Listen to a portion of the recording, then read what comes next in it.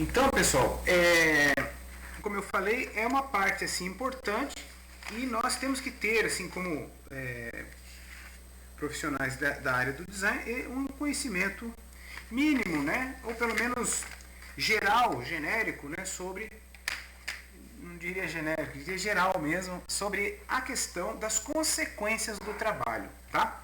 Então vou abrir aqui e compartilhar com vocês a minha tela. E daí nós vamos falando juntos aí, tá? Bom, o tema é sobre consequências do trabalho e deixa eu colocar aqui a apresentação aí, né? Então tá, a questão justamente de que isso aqui foi uma adaptação que eu fiz em cima de um trabalho de uma aluna de moda da minha primeira turma de moda, que foi a Hayet, lá de 2010. É um trabalho que depois eu acabei complementando, né? Mas eu peguei a principal linha ali, né? E fiz as adaptações para transformar numa aula mais completinha assim pra gente, tá? Então é o seguinte, quando a gente fala em quais os objetivos da ergonomia, quando a gente estudou aquilo lá, nós falamos, além da definição, que o objetivo, quando a gente fala assim, mas o que visa a ergonomia, né? Nós falamos que a ergonomia, ela objetiva a saúde, o conforto, a segurança e a produtividade.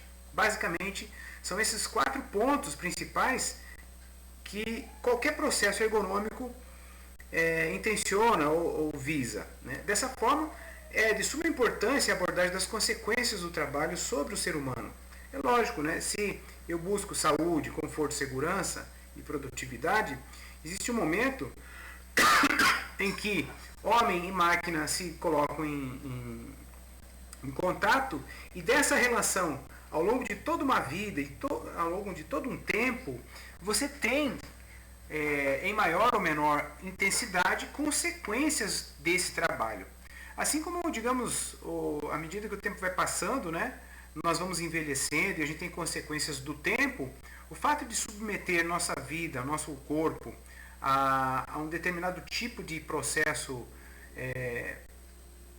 que nos desgasta, né, nós também vamos ter problemas com relação ao trabalho, né? Então isso é inevitável. Então, justamente a ergonomia vendo isso, eu tenho que ver aqui, porque eu não estou escutando quando o pessoal entra na aula. O ideal era alguém me mandar um WhatsApp, tá, gente?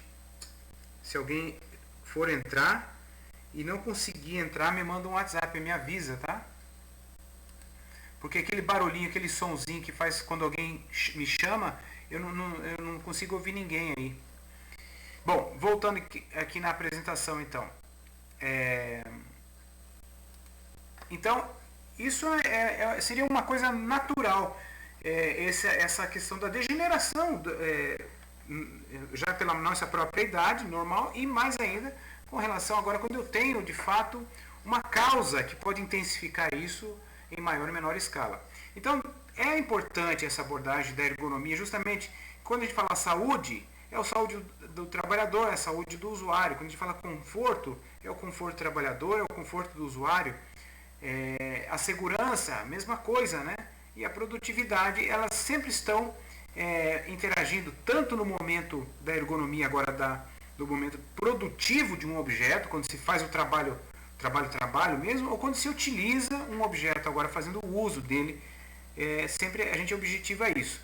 No caso da ergonomia, que vai estudar agora os efeitos do trabalho, é mais no sentido do ato de se trabalhar mesmo, tá? E não no uso de alguma coisa.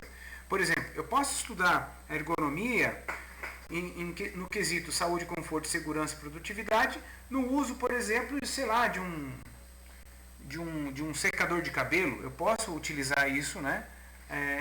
Aqui para o meu uso mesmo, eu posso fazer uma análise sobre os mesmos objetivos. Agora, pense o seguinte, é diferente eu estudar saúde, conforto, segurança e produtividade de um secador de cabelo na mão de quem utiliza o secador de cabelo todos os dias, quase 4, 5 horas por dia. É uma mulher que tem um salão de beleza e que ela está todos os dias manuseando um secador de cabelo. Então veja que é diferente o enfoque, né? justamente pensando nessa questão do esforço e repetitivo mesmo, né? Então, ao longo da vida do trabalho, do trabalhador, os esforços e os desgastes corporais são uma realidade inerente. Uns têm mais, outros têm menos desgaste, mas todos têm. Tendo em vista o desdobramento de tais consequências na vida do trabalhador ou mesmo das empresas, tá? Então, nós falamos LER ou DORT, tá? São a abreviação que a gente utiliza, né? E LER, como eu tinha falado, são lesões por esforço repetitivo ou distúrbios osteomusculares relacionados ao trabalho, também o nome DORT.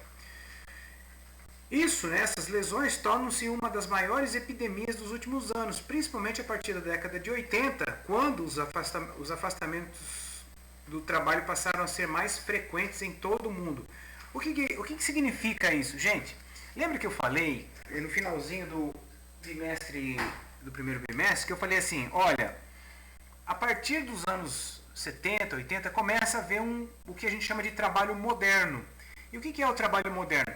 Ele foi oriundo de uma série de transformações pela tecnologia. Então, as pessoas começaram a trabalhar com monitores, com computadores. A maneira de se trabalhar deixou de ser aquela coisa simplesmente braçal. E tem, por exemplo, se você pegar assim, todas as empresas que prestam serviços, as pessoas trabalham sentadas na frente de computadores. A maioria, vamos dizer, né? Então, a massa de pessoas que começaram a ter problemas, pega assim as redes bancárias, por exemplo, né, até a década de 70, as pessoas adoeciam sem saber direito o que estava acontecendo, dor nas costas, problemas na coluna, problema nos braços, problema nas mãos, um tipo de tendinite. A partir dos anos 80 isso vai se intensificar mais ainda. E por isso até essa terminologia assim como se fosse uma epidemia, né? Isso gerou consequências não só para os trabalhadores, mas também para as empresas, que tiveram que pagar muitas vezes processos né, que a pessoa conseguia dizer, olha, eu estou doente, minha vida foi transformada por causa que eu estou trabalhando há 20, 25 anos, 30 anos na empresa e eu estou com esse problema agora, né? Então, até a legislação do trabalho começou a se transformar a partir dos anos 80, justamente para diminuir a quantidade desses problemas de LER ou DORT, né? Então, a ideia de afastamento do trabalho, as pessoas se afastavam, era gigante assim, a quantidade de pessoas que simplesmente não podiam trabalhar por algum problema dessa ordem.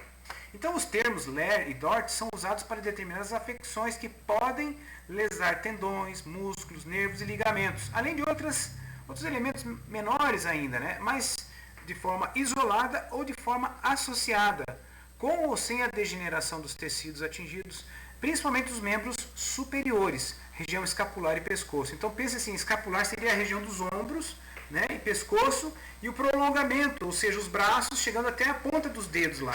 Então, principalmente essas são as principais lesões ou degenerações que se tem. Agora, só isso? Não, tem joelhos, tem pés, tem quadris, tem a própria coluna, né? Então, a gente normalmente, a grande maioria está nessa degeneração dos membros superiores, né? Porque é onde a gente trabalha com maior quantidade de movimentos, né, e tudo mais. Decorrente de uma atividade ocupacional, ela pode ser ocasionada de forma combinada ou não do uso repetitivo e forçado dos grupos musculares e da manutenção de posturas inadequadas. Tá? Então, eu posso ter combinações ou não, né? Vai depender de cada caso. Como o leque da ergonomia é bastante abrangente, né? Em termos das situações de trabalho, são muitas as variações de posição, postura, de esforços, né, de atividade, de movimentos repetitivos, ou seja, que é bem amplo e cada caso deve ser analisado segundo a sua particularidade, tá? Então, quando a gente fala assim, lesão por esforço repetitivo, né, LER, né, é interessante a gente olhar um pouquinho para isso. Esse tipo de lesão representa uma síndrome de dor nos membros superiores, com queixas de grande incapacidade funcional, né, causada pelo próprio uso das extremidades superiores em tarefas com movimentos repetitivos ou posturas forçadas. Também conhecido como LTC, lesão por trauma cumulativo. Tem a ver com essa questão da repetição, né? Ou DORT, distúrbio osteomuscular relacionado ao trabalho. Veja que, independente da terminologia que se usa, elas estão relacionadas, tá? O LER é o DORT, tá? Não é que uma coisa é uma coisa, outra coisa é outra. É a maneira ou a ênfase que se dá a determinada análise. Por exemplo, eu posso falar de um modo geral em DORT, justamente porque é um distúrbio, tá? É um distúrbio que a pessoa está tendo na questão muscular e ósseo. Agora, por exemplo, se eu falo numa lesão, né, eu tô falando, a lesão também é um tipo de distúrbio, né? Ou se eu falo que é digamos, a própria lesão do esforço e a repetição do esforço. Essas coisas são maneiras diferentes de falar praticamente a mesma coisa, tá, gente? É só uma questão de terminologia. Na realidade, talvez o nome mais correto seria síndrome de dor regional. Ó, outra denominação poderíamos ter, né? Aí vai depender do estudioso que está propondo ou do enfoque que a pessoa está dando. Porém, o nome LER se tornou mais comum. E esta é a denominação adotada no Brasil, principalmente no Brasil, e que representa exatamente do que se trata a dor. Eu, particularmente, acho que lesão por esforço repetitivo é mais completo, porque ela é um tipo de trauma cumulativo, por causa que a gente repete, né? E ela é também um distúrbio que vai atingir ossos e músculos ou terminações nervosas nessa relação do trabalho. Você não vai falar em LER fora do trabalho, ele já é dentro do aspecto do ato de se trabalhar, né?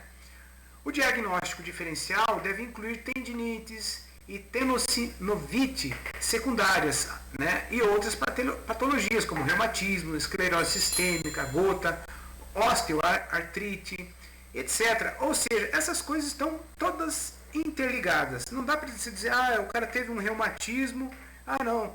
É lógico, isso tem a ver com alimentação, posturas, né? Digamos, a parte fisiológica individual, ou seja, a característica particular das pessoas. Tem pessoas que têm maior resistência, tem pessoas que têm menor resistência, né?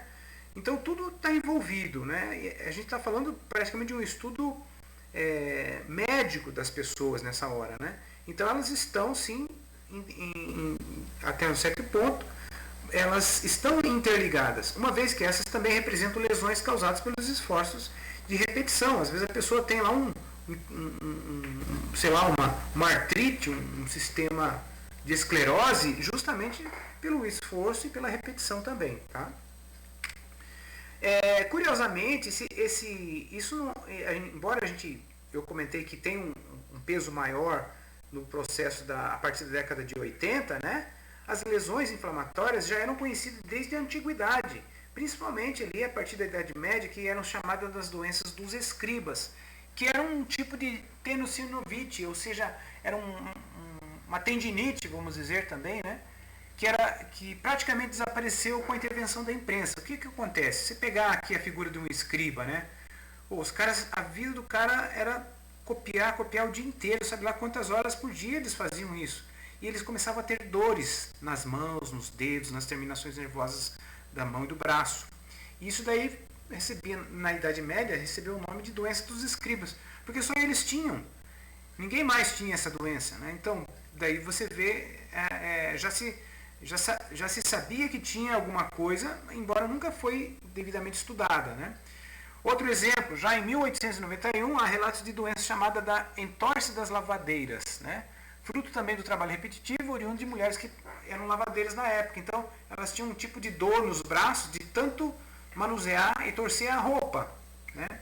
Então, já se tinha noções assim de que havia algumas doenças que era comum para algum tipo de pessoa que fazia determinado tipo de trabalho, né? Então, isso a partir de 1900 da Revolução Industrial, assim, a partir de 1900, 1920, principalmente a Primeira Guerra, Segunda Guerra, que daí a questão do trabalho assim, vai ser estudada de uma forma bem mais completa, né? Com relação, uma vez que isso foi então detectado que havia isso, que quando começam os primeiros estudos sobre essas questões de uma doença por repetição, né, por esforço de repetição. Então surgem algumas maneiras de se classificar assim a partir dos sinais, a partir do grau, né, de comprometimento do paciente. Então, a classificação mais comum são feitas conforme a evolução do prognóstico, feitos a partir dos sinais e sintomas observados no paciente. Então, uma classificação por sinais. A gente tem primeiro, segundo, terceiro e quarto sinal. Então, primeiro sinal, apenas queixas mal definidas e subjetivas, melhorando com repouso. A pessoa diz, estou sentindo uma dorzinha, assim, um mal-estar nas mãos, nos braços, sei lá, ou no ombro, né? Mas não passa disso. A pessoa tem lá um final de semana de repouso, ela está boa. E ela não é uma coisa recorrente, né? E mesmo assim a pessoa não consegue dizer, dói aqui, né? Ela é uma queixa meio genérica, assim, né? Segundo sinal, a dor regredindo com o repouso, mas apresentando poucos sinais objetivos, né? Tipo assim, toda vez que a pessoa tem dor, ela dá uma parada, ela melhora, né? Mas apresenta assim um sinal objetivo da dor ainda pouco expressivo, né? Ela regride quando eu estou com dor, mas eu dou uma descansada, melhora. Mas eu começo a trabalhar de novo, começa a doer de novo, eu repouso de novo, melhora. A dor fica... Ela melhora, regride no repouso intermitente, né? Mas ela não cessa. O cara trabalha todo dia, ele tem dor. Então ele para, ele tem a dor, mas ele para, daí ele volta a trabalhar e começa a atrapalhar o trabalho já aí, né? Terceiro sinal já, um pouco mais grave. Eu já tenho uma exuberância de sinais objetivos. O cara diz, olha, dói aqui, ó. É o meu dedo indicador, no prolongamento, na palma da mão. Ele já começa a dizer objetivamente aonde que está doendo. Antes, nos dois primeiros sinais, não. E o que acontece? E não desaparece no repouso. Não é o fato do cara parar no final de semana que parou a dor. Não, ele foi para casa, descansou, passou o sábado, domingo e chegou a segunda-feira e ele está com a dor ainda. Ou seja, então é um grau assim já mais severo, né? E por último, o mais severo de todos, é o estado doloroso intenso e com a capacidade funcional permanente ou não. Ou seja, o cara já não consegue trabalhar mais direito. Ele não consegue, ou então ele trabalha debaixo de um estado extremo de dor e acontece, gente, tem pessoas que acabam se acostumando com a dor e a pessoa está trabalhando assim, né? Por acaso, no ramo da costura, eu conheci pessoas assim que, puxa, a mulher a vida inteira trabalhou com costura, ela tem problema nas costas, ela tem problema nas mãos e é o jeito que ela trabalha e ela não pode parar de toma remédio para aliviar a dor, mas ela está já nesse estágio, né? Um estágio extremamente doloroso, intenso, né? E ela continua trabalhando às vezes porque está abaixo de remédio, né? Então isso é uma classificação por sinais. E daí a classificação por estágios também é uma outra maneira. Dor, cansaço e nos membros durante o turno do trabalho, com melhora nos fins de semana, sem alteração no exame físico e com desempenho normal. É mais ou menos semelhante à primeira classificação aqui, tá? Eu tenho uma dor, um cansaço generalizado, né? Mas não me afeta o desempenho. Um segundo estágio, eu tenho dores recorrentes, sensação de cansaço persistente e distúrbio do sono. Essa classificação já mexe na questão do sono, porque as pessoas às vezes não se acomodam, tem dor na hora que vai dormir, ou seja, até para descansar a pessoa não consegue descansar direito, né? Mas tem o distúrbio do sono com incapacidade para o trabalho repetitivo. Já no segundo estágio, aqui segundo essa classificação, já começa a interferir diretamente no trabalho. E terceiro estágio, sensação de dor, fadiga, fraqueza persistente. Aqui entra uma palavra interessante, fraqueza, né? Ou fadiga, né? Porque às vezes tem isso também, não é só uma dorzinha. Parece que a pessoa já está cansada, ela já está fraco. O membro, a mão, o movimento já está prejudicado. A pessoa não consegue executar os movimentos, dado essa sensação de fraqueza persistente. Mesmo com o repouso, não adianta nada, a pessoa já está comprometida. Distúrbio do sono e a presença de sinais objetivos ao exame físico, ou seja, a pessoa consegue dizer, dói aqui, dói ali, com precisão, né? Por isso a gente diz sinal objetivo. E outra classificação bem mais completinha, assim, né? Também é em graus, grau 1, 2, 3 e 4, segundo esse autor, né? Esses dois autores de 1988, olha aquilo que a gente falou, né? A partir de 1988, quase final da década de 80, a questão das pessoas estarem faltosas nos trabalhos ou ter problema de saúde com relação ao trabalho repetitivo era uma realidade muito patente. Esse estudo e essa classificação surge bem no final da década de 80, né? E classifica as doenças de acordo com a localização e os fatores agravantes. Então, grau 1, dor localizada em uma região. Ele já começa dizendo, ó, dói a mão, né? Dói o dedo, dói o braço, dói o ombro, né? Dor localizada em uma região durante a realização da atividade causadora da síndrome. A sensação de peso e desconforto do membro afetado. A dor espontânea localizada nos membros superiores ou cintura escapular. Gente, cintura escapular, lembra, né? É a parte dos ombros. Cintura pélvica é a parte do quadril, tá? Às vezes com pontadas, né, que aparecem em caráter ocasionalmente durante a jornada de trabalho. Veja, é ocasional, às vezes a dor aparece, às vezes não aparece, às vezes ela surge, às vezes desaparece, às vezes é só uma pontadinha, né, durante a jornada de trabalho. E não interfere na produtividade, né, não tem por muitos problemas. Não há irradiação nítida, ou seja, a pessoa não é que sente a dor ali e a dor vai irradiando, não. Praticamente é naquele lugar, um mal-estarzinho passageiro. Melhora com repouso, às vezes só no intervalo do almoço, assim a pessoa já está boa de novo, né? Em geral é leve e fugaz, e os sinais clínicos estão ausentes, ou seja, não dá para um médico dizer alguma coisa. A dor pode se manifestar durante o exame clínico, né? Quando comprimida a massa muscular envolvida. Então, às vezes o médico está apalpando, quando ele aperta, eu sinto um pouquinho de dor, né? O cara consegue localizar assim. E tem um bom prognóstico, né? Ou seja, dá para solucionar com relativa facilidade isso, né? A dor em vários...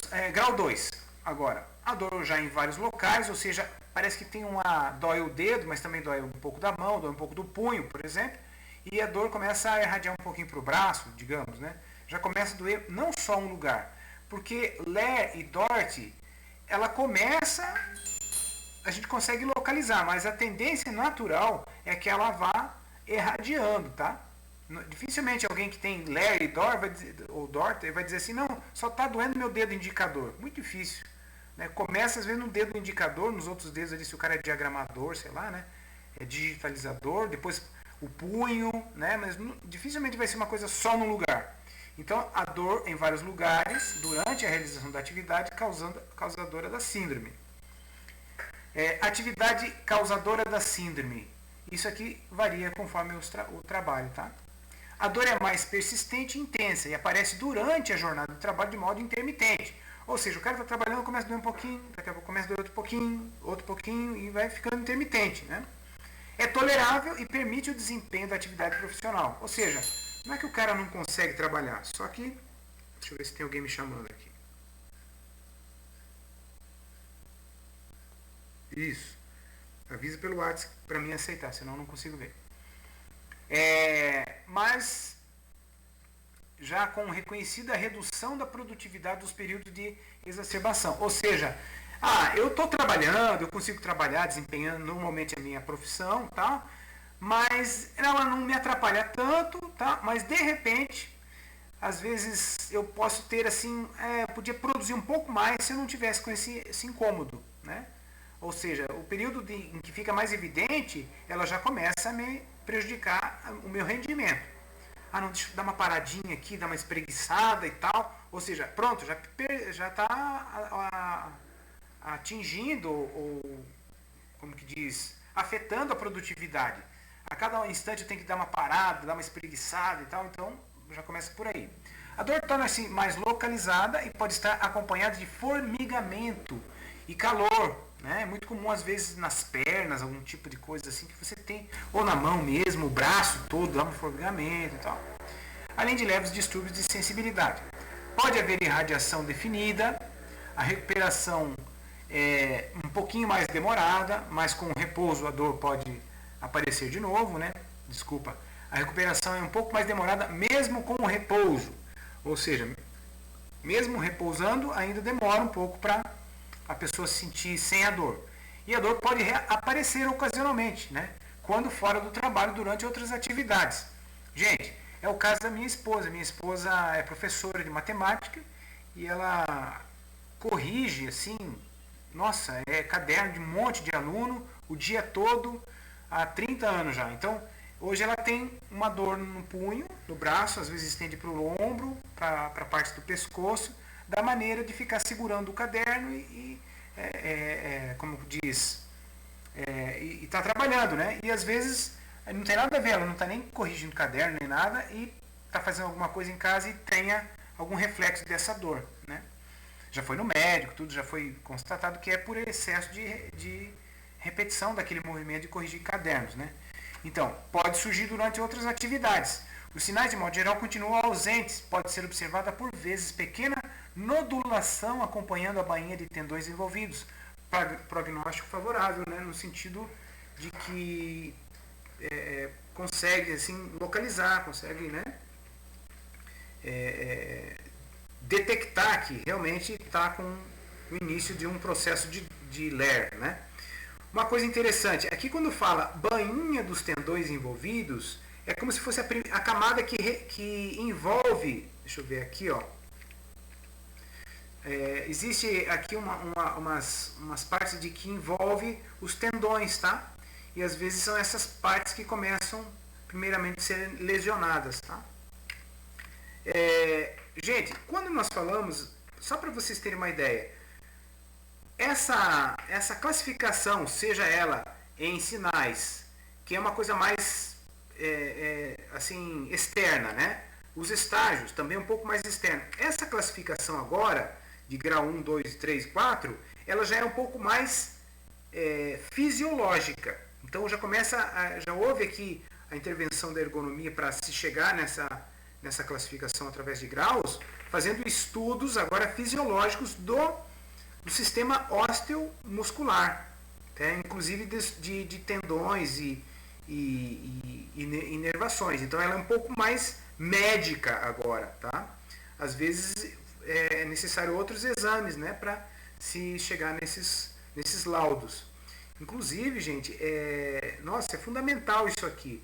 E isso aqui só se tornou algo legislativo, algo legal, né, vamos dizer assim, por causa dos estudos da ergonomia. Daí, aqui, ele foi publicado em 1988, mas começou a estudar aí já com pelo menos uns 5, 6 anos, né? O estudo científico que envolveu antropometria, fisiologia, biomecânica, sistema circulatório, sistema de inervações, né? Ou seja, sistema osteomuscular, está tudo envolvido na ergonomia para chegar a uma conclusão como essa. Quando eu digo assim, ó, os sinais de modo geral continuam ausentes e observa-se por vezes pequena nodulação, ou seja, eu tenho nódulo acompanhando de inflamação de tendões, nas bainhas dos tendões. Ou seja, já foi feita a análise agora clínica, digamos assim, fisiológica mesmo, né? Se consegue já um estudo mais aprofundado para chegar nessa conclusão. Os outros dois, né? As outras duas classificações finais de estágios, não necessariamente, né? Mas aqui já houve uma intervenção médica mais profunda. Terceiro grau, a dor desencadeada em outras atividades da mão e sensibilidade de estruturas. Pode aparecer dor em repouso ou perda da função muscular. Veja, agora um grau mais severo. Eu começo a ter dor, eu não estou nem trabalhando e já estou com dor. Outra coisa, sabe quando você não consegue mover a mão, mover um dedo, abrir a mão totalmente, ou fechar com força? Aí já tem um comprometimento muscular, perda da função muscular. A dor torna-se mais persistente, é mais forte e tem radiação mais definida.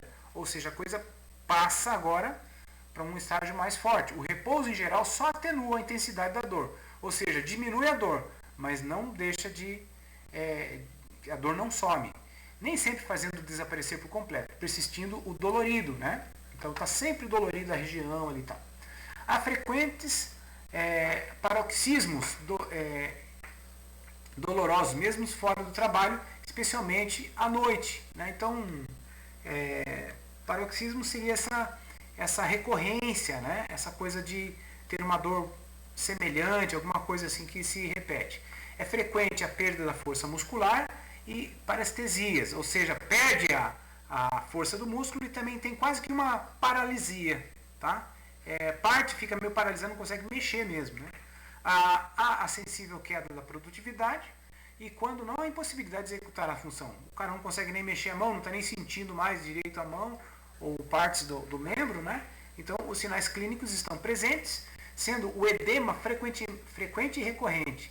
Ou seja, às vezes você consegue ver a lesão, o inchaço, né? Hipertonia muscular é constante. Ou seja, não se tem mais um domínio muscular mesmo, né? As alterações de sensibilidade estão quase sempre presentes, especialmente os paroxismos dolorosos, acompanhados de manifestações com palidez, hipermia e sudorose das mãos, né? Cada caso é um caso, mas tem várias situações, né, dessas. Veja que o grau 3 aqui nessa classificação, nossa, o negócio já está grave aqui, né? A mobilização ou palpação do grupo muscular acometido provoca forte dor. Ou seja, o médico mexeu ali, é extremamente doloroso, né? Só o fato de apalpar, ou mover, ou forçar a abertura, ou forçar o membro, né, provoca uma dor forte já. E o grau 4, nossa, esse aqui, né? A dor presente em qualquer movimento da mão. A dor após a atividade com no mínimo de movimento, né?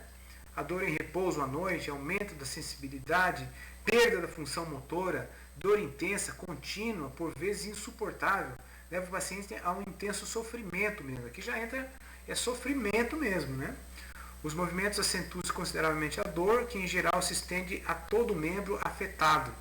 Os paroxismos de dor ocorrem mesmo quando o membro está imobilizado. A perda de força e a perda do controle dos movimentos se fazem constantes.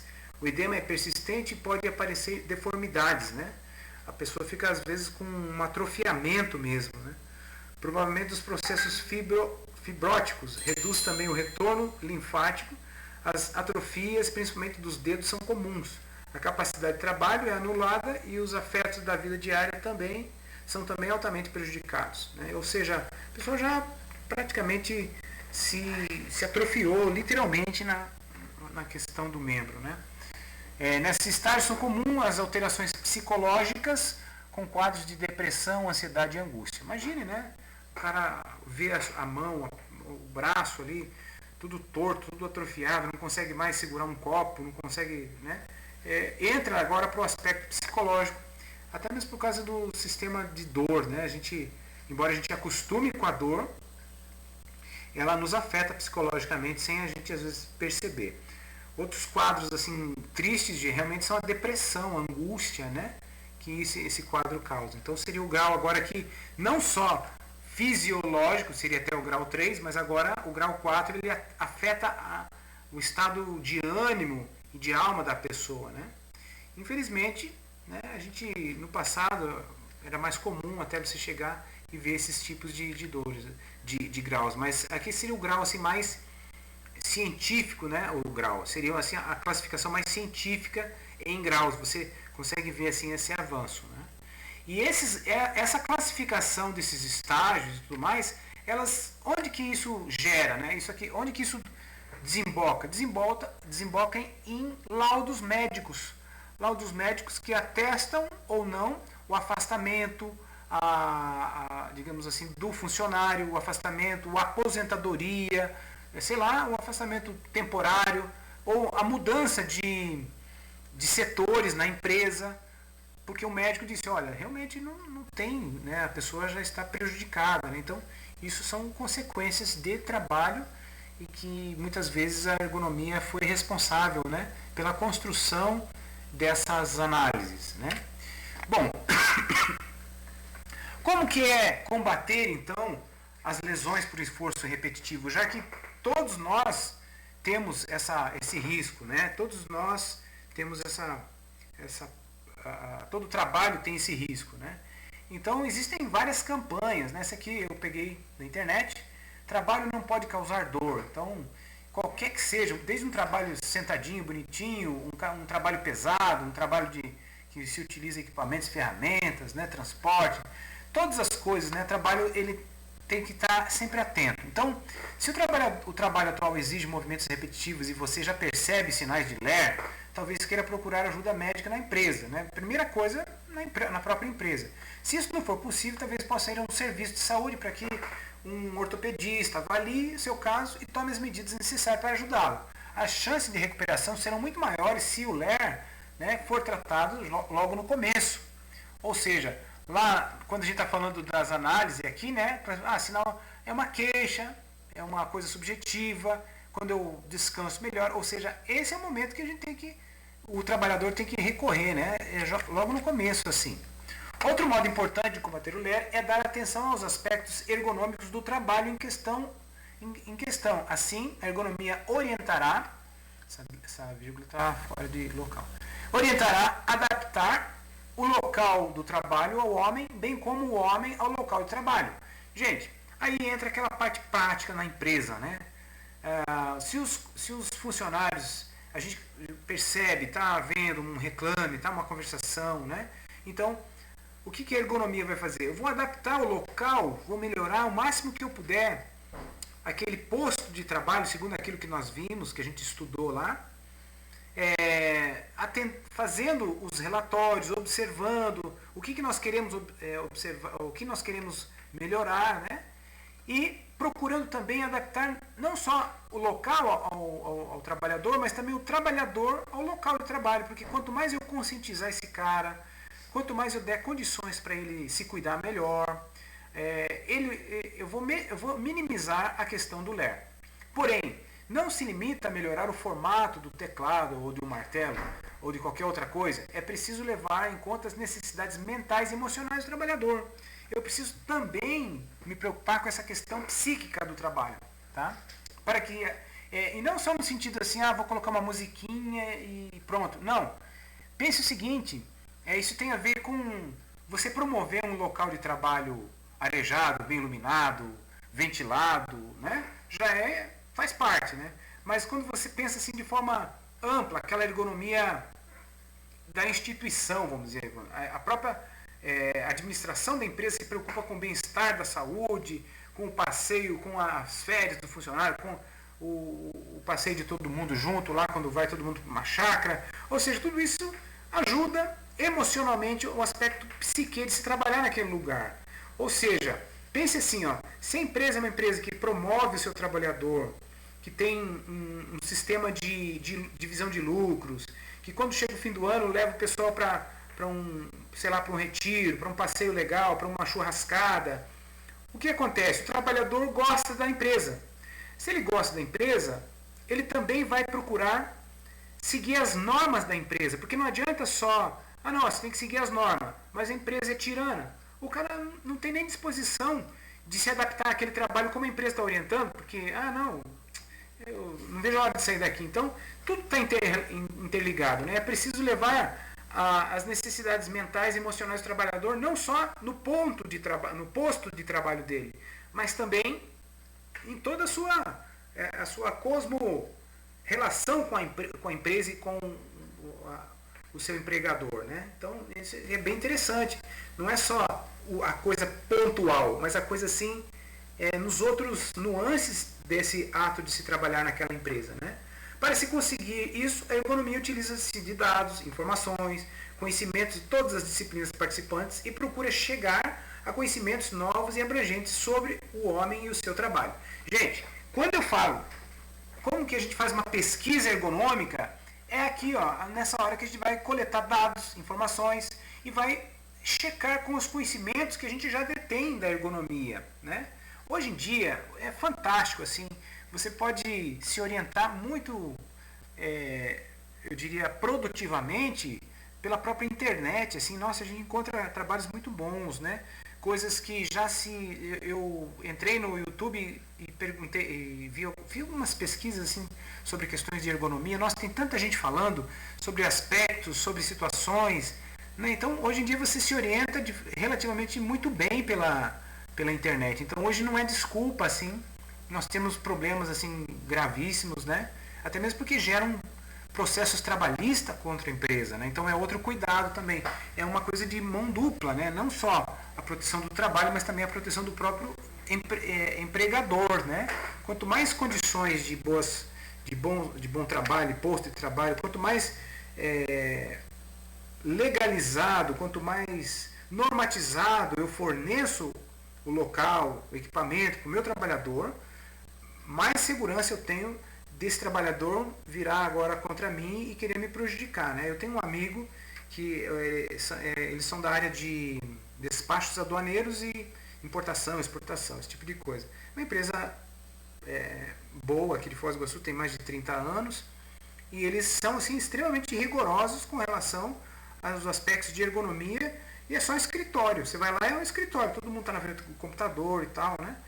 E eles são assim, bem zelosos disso, né? Então isso tem a ver com essa psique aqui, ó, né? O aspecto mental e emocional do trabalhador também. Outro aspecto da gente combater, né? A gente está falando aqui do combate à lesão, né? Justamente o empregador que incentiva a ergonomia participativa. Eu diria que esse daí é a grande sacada, porque você faz com que o trabalhador interaja com você, que você se abra aos reclames, às sugestões, aos pareceres de quem está fazendo o trabalho, né? No local de trabalho. Isso levando em conta as opiniões dos trabalhadores e convidando-os a encontrar maneiras de melhorar o local de trabalho, a realização das tarefas, né? O empregador também dá apoio à criação de uma comissão interna que avalia, né, as lesões de esforço repetitivo, composta de empregados e membros da diretoria, ou seja, todo mundo junto. Eu acho bacana que quando a gente olha para uma empresa, e a empresa não é uma máquina, não é uma coisa cheia de maquinários, e cheia de computadores, e cheia de, sei lá, de ferramentas somente, não, a empresa são pessoas, né? São as pessoas que fazem a empresa, né? Uma vez uma professora muito querida, já falecida, ela foi minha professora de matemática, né? Ela coordenou durante um tempo, eu não lembro agora qual atividade na UDC, e numa reunião geral com todos os professores da UDC, ela falou assim que a educação não se faz com boas salas de aulas, boas recursos audiovisuais, recursos físicos. A boa educação se faz com isso, mas não é só com isso. A boa educação se faz com bons professores, né? E eu achei aquilo fantástico, assim, porque ela falou assim, ó, às vezes você está numa situação assim você vê assim filmes, né? Pessoa que é professora lá na Índia, lugares assim muito pobres, né? Paupérrimos, e se faz boa educação por causa da pessoa. Então uma empresa, nessa hora eu vou fazer um paralelo, né? Uma empresa, ela é feita de pessoas. Uma empresa é pessoas. As ferramentas, os recursos são secundários, né? Então a gente precisa olhar para essas pessoas. Então quando a gente faz uma comissão, né, que se preocupa com as pessoas, eu diria que aí começa a acertar. Isso é realmente o combate ao LER, tá? Esse grupo fica de olho no local do trabalho para manter um ambiente seguro e confortável. Ou seja, eles estão como se fossem vigias, né, dos ambientes de trabalho. Preocupa-se com as causas do LER, incentivar a prevenção e definir quais são as responsabilidades do empregador e dos empregados no que se refere a controlar ou eliminar as causas do LER na empresa. São caminhos bastante assertivos ao combate, né, nesse combate. Então tem empresas que têm verdadeiras cartilhas. Esse meu amigo lá, ele tem todo um programa de orientação aos trabalhadores, né, posturas e tal, né, como se comportar, né? Então, quanto mais as empresas investem, né, melhores elas acabam tratando e possibilitando a ação dos seus funcionários, né? Então isso seria o melhor combate assim ao LER. E é claro, os programas específicos, né? Quando o cara está tendo problema, já dá um atendimento lá, já tem um plano de saúde às vezes, né? Os encaminhamentos são rápidos e corretos, né? Outra coisa, a prevenção em casa e no trabalho, isso é outra coisa que é interessante, assim, a idade vai chegando, e a gente tem que ter assim algumas atitudes, né? Não é só esperar que lá no trabalho só que vão me cuidar, né? Que eu vou me cuidar. Não, isso é um estilo de vida. Então, para prevenir o LER é importante fazer pausas entre as atividades que são muito repetitivas do dia a dia, né? além de fazer alongamentos e outros exercícios a fim de trabalhar cada região corporal. Isso acelera a circulação sanguínea e aumentará a quantidade de oxigênio disponível para os músculos fazerem o seu trabalho. Naturalmente, o tempo frio ou antes de praticar esportes é ainda mais importante para fazer isso, né? A gente está falando aqui, por exemplo, se eu tenho um estilo de vida não sedentário, é evidente que eu já estou me prevendo do LER. Isso eu não estou fazendo lá no meu trabalho só, estou fazendo em casa, na minha hora de lazer. Eu diria assim, eu particularmente, Vila, eu vejo assim como eu preciso, né, melhorar essa parte de prevenção do LER, né? Eu já tive assim momentos de muito trabalho, de ter dores nas costas, na coluna, dores assim, o fato de como fica sentado, né? E teve uma época que eu tinha tipo umas agulhadas na ponta do dedo indicador, né? De tanto trabalho no diagramando, fazendo meus trabalhos de design, né?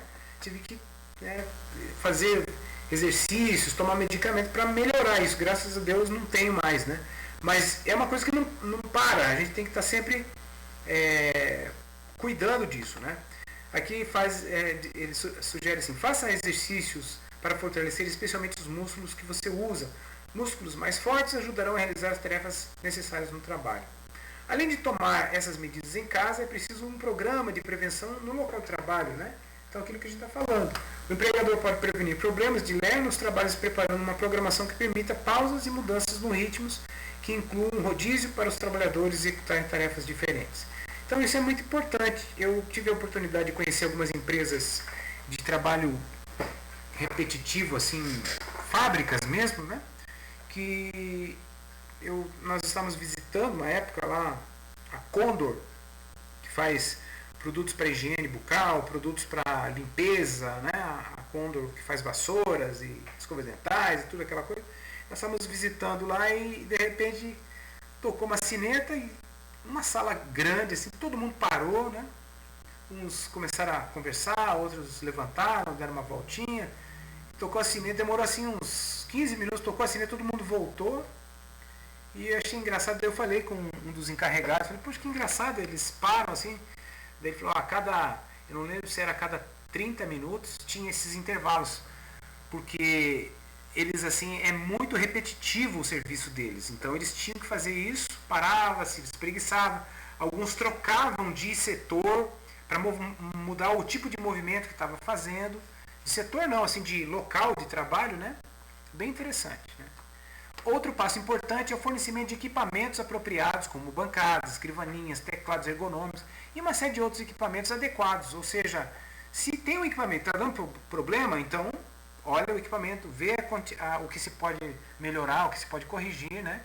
E se fazer aquela adequação. A prevenção em caso do trabalho também tem a ver com, junto ao trabalho médico, né? o tratamento médico, né? Os sintomas da LER desaparecerão. Então, às vezes é um tipo de medicamento, o cara está com alguma coisa inflamada, infeccionada, às vezes é um tipo de fisioterapia, né? Que ele vai melhorar. Ele poderá até ficar curado nesse caso, né? Sem dúvida, é preciso esforço pessoal e mudanças organizacionais para combater a LER. Mas visto que o número de trabalhadores com esse tipo de doença está aumentando e os benefícios dessas mudanças possivelmente serão muito maiores do que os custos posteriores, né? Aquilo que eu falei. Então, uma empresa que pensa isso, que valoriza isso, né? A questão de se prevenir contra as lesões, porque são lesões mesmo, tem que pensar de forma que isso, se você não cuidar disso, vai se tornar um negócio grave, né? Então, o ganho que se tem você se preparando para isso é muito bom. Conclusão. Então, aqui eu peguei um outro cartazete também, né? Olha só, 28 de fevereiro é o dia do LER, né? Dia Mundial do Combate. Então, já até tem um dia especial para isso aqui. Tá? Aqui é só um exemplo, né, que eu peguei, mas para vocês verem como isso de fato é uma coisa assim que tem que estar presente. E nós, como designers que vamos trabalhar em setores industriais, né, é uma coisa que a gente tem que ter esse entendimento geral sobre isso, né? Conclusão, então. O enorme contingente dos diagnósticos atuais sobre isso são realidades no mundo atual dos trabalhos, ou seja, o trabalho moderno, né, existente no mundo moderno. Doenças dessa ordem atingem proporções consideradas epidêmicas, porque realmente você vai hoje, agora, não digo hoje, agora, porque não dá, mas você vai lá num colégio que nem a minha esposa trabalha lá, e pega lá as professoras, professores lá que tem mais de 15 ou 20 anos e pergunta para eles se eles têm algum tipo de dor. Eu vou dizer para vocês, 80%, 90% tem algum tipo de dor. Professores. Ou é dor na coluna, ou é dor no joelho, ou é um processo de varizes nas pernas, ou é um processo vocal, nas cordas vocais, ou é um processo, no caso aqui da minha esposa, dos braços e mãos e ombros. Ou seja, é uma realidade, né? E se você for num outro sistema fabril, se você vai numa confecção, você vai ver, isso é uma realidade. Então, nesse sentido, ações dos vários segmentos da sociedade trabalhistas são responsáveis pelos fatores que sustentam esse fenômeno, como também na busca da solução deste fenômeno, né? Então, dado essa realidade, o segmento trabalhista é o responsável não só de estar monitorando e vigiando esse problema, como também buscando a solução. Não é só para dizer, não, realmente todo mundo aqui tem dor. Ah, beleza, então tá, tchau. Não é isso, né? Mas buscar a solução do problema. Assim, é importantíssima a conscientização dos empregadores em orientar os seus empregados. Ou seja, mas é importante a orientação do empregado também, tanto na prevenção quanto na terapêutica dos distúrbios osteoesqueléticos, né? Ou seja, adotando postura de ergonomia corretiva, participativa e preventiva junto aos empregados. Quando a gente fala ergonomia corretiva, eu corrijo lá no local. Quando eu falo da participativa, eu peço a participação de todos. E quando eu falo a preventiva, são as atitudes que agora eu estou tendo para prevenir o LER, né? Então vejo que agora a gente vai fechando aqueles conhecimentos que a gente falou lá no passado, no começo, né? Buscando justamente o que? Saúde, conforto, segurança e produtividade. Tendo em vista que o LER é uma realidade. O DORT é uma realidade, né? Então, a gente abordou aqui alguns entendimentos importantes sobre a terminologia, sobre aqui a gente vendo assim que existem outros nomes que se dá também, né? Também que se fala, né, para esse tipo de coisa.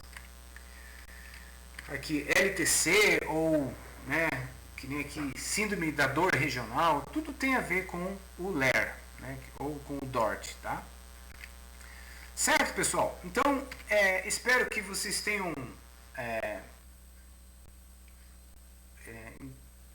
gostado dessa aula, né? Uma aula assim finaleira da nossa disciplina. Hoje a gente está terminando todo o nosso aspecto teórico.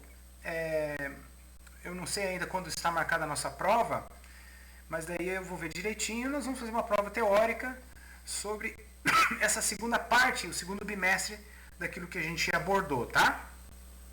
Ah, obrigado, Luana. Obrigado mesmo. Imagina, que isso. Estamos aí para isso. Gente, estou aberto a alguma pergunta, alguma sugestão, alguma coisa assim. E se está todo mundo ok, deixa eu ver se todo mundo respondeu a chamada. Teve alguém que não respondeu a chamada? Fala aí. A Luana, dei presença. Eu vi que depois você estava ali. A Tabata, deixa eu colocar. Presença. Tabata. Celine. Ok. Quem mais? Desculpa, não vi ali o último que sumiu.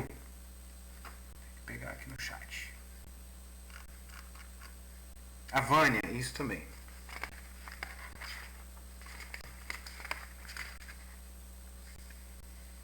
A Vânia. Ok, então, pessoal. Por hoje é só. Não vou dar exercício para vocês hoje, né? Semana que vem a gente vai começar a fazer tipo uma revisão geral assim sobre alguns aspectos. Eu acho que eu vou pedir só um trabalho, alguma coisa assim, para ter uma nota assim mais complementar, alguma coisa que eu queria fazer um negócio mais criativo, assim, sabe, que vocês ficassem mais à vontade e pudessem assim interagir com a matéria de uma forma mais legal, assim, sabe, do que façam isso, no sentido assim, fazer uma pesquisa sobre isso. Eu não sei ainda o que eu vou fazer, mas eu vou postar esse material sim, pode ficar tranquilo, tá? Vai ter os slides lá em PDF talvez, tá? Ok, pessoal? Isso, todos os materiais vou disponibilizar sim, Pode ficar tranquilo lá. Então tá, gente, uma boa noite para vocês. Tudo de bom. Hoje eu vou liberar vocês um pouquinho mais cedo. E tenham uma boa semana aí, tá? Fiquem com Deus, tudo de bom. Boa noite, valeu. Valeu, Érica, Caterine, Grace, boa noite, Tabata, boa noite, Gabriela, Pietro, a Luana também, já não sei se já saiu, a Vânia, boa noite, Pietro. Ok, pessoal, tudo de bom.